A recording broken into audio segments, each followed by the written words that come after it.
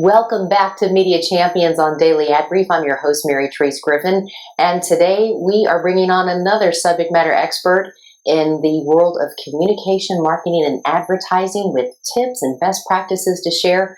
Welcome to the program. We've got Mary Avallone from New York with Working Media Group. Marty, thank you so much for joining us. Thanks for having me, Mary Therese. Tell us a little bit about your business, your organization, and what your goal is. Certainly. Thank you. Working Media Group was founded 15 years ago by my partner and I, and our mission has never veered. Our focus has been on helping mid-size advertisers navigate the complex world of media. So we work on media strategy, the planning, the buying and execution of campaigns, and then the analytics of those campaigns to see what's performing and what's not against whatever our clients' goals might be. We work across a whole host of industries and work with clients who are trying to either drive sales, maybe drive to events, or just build the brand. 15 years is a long time to be working in the marketing and advertising field. How do you see that this field changing, say, in the next 2 years? That's a great question. Clearly, it has changed dramatically since we started.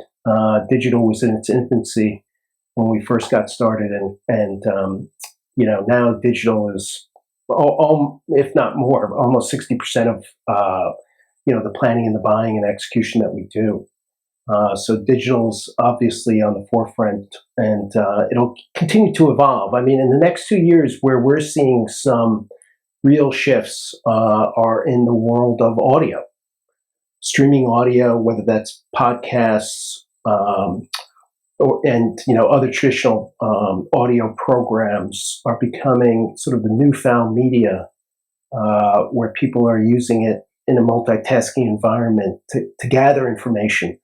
And it's a very engaging medium, and we're seeing a lot of advertisers and brands embrace it anew because they know that it's an engaging medium, and it performs. It's amazing. We just ran a campaign for an advertiser that generated almost 400% return on ad spend. And it's a little bit hard to get that level of attribution, but I think that's, that's coming down the road. How do you convince your prospective clients that they need to take that jump, take that step, and try things that are new? Because it's certainly not your mom and dad's marketing and advertising anymore, is it? It is not. And again, we're all about what's tried and true from a performance standpoint. So, rarely is something net new the only, part of a plan. And we are, big advocates of test and control, testing both creative, the message, the site, and to see whether it's performing against its goals before we roll out and spend, big money in any particular platform. We want to make sure that that's, that it is going to perform once we do. Let's talk about some tips that you'd offer to folks when it comes to media planning. What should they know?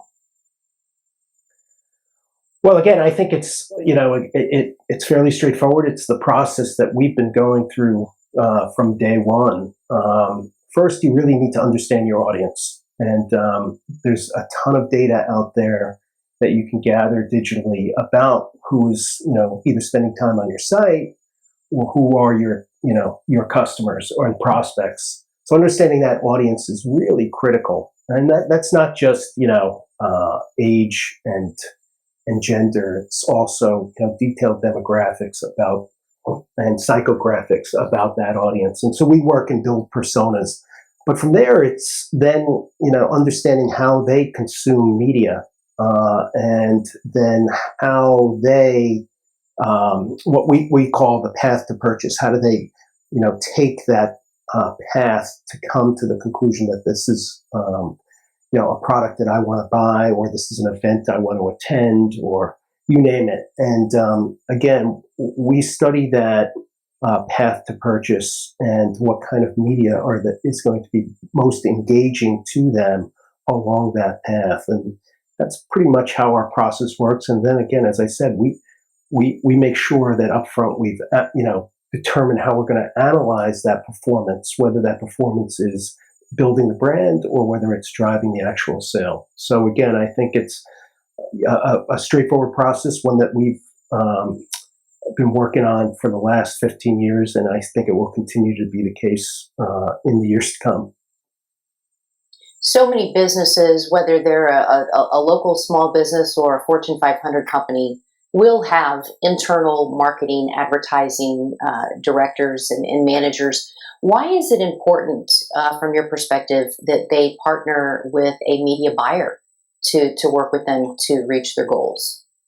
No, that's a great question. Again, a lot of what we're seeing in the digital space is a lot of platforms, Facebook, Google, and others are becoming more of a self-serve operation. So they need less help, I would say, on the execution of campaigns because it's fairly straightforward, to get those set up and running. But from a strategic standpoint, the difference, I think, between an internal organization and a firm like ours is experience. We've worked with, hundreds of different clients targeting oftentimes similar type audiences. And we have that experience of what works and what doesn't based upon, again, those goals and that particular audience, which, form the strategy of what we're going to do and how we're going to roll out. And again, we've done a lot of work on the testing front. So every client is unique and different, and every client's customers are unique and different as far as their path to purchase. So having that depth of experience across both multiple industries, but more importantly, multiple audiences, I think, is something that a client who's focused purely on their business is not going to be able to have. So that I think is really important for brands, that they bring on that expertise and that experience, which again you won't get that on a super focused internal marketing team. You talk about strategy. How should a media buyer stay on top of the trends in media placement? It's a lot of training, a lot of you've got to be passionate about the business. It is evolving daily, and you've got to be able to, you've got to love the field and stay educated on the field. And I think whether it's there are so many. One of the benefits of the pandemic has been, the proliferation of a lot of training, online training. And we push our people to take advantage of it every chance they can. And there's a lot of great resources out there. They just got to, stay on top of them. Well, you guys certainly sound like you're helping folks solve for X, and I think that's probably the name of the game today, right? It is. It is. Marty, we really appreciate you taking the time to be with us. You guys are doing great work. Continue, and look forward to talking with you again soon. Thanks so much, Mary Therese. Thanks for the time. You bet. If you want to learn more about Marty and what they're doing at Working Media Group, all you have to do is go to dailyadbrief.com and you can find out more. We'll see you next time on More Media Champions. I'm Mary Therese.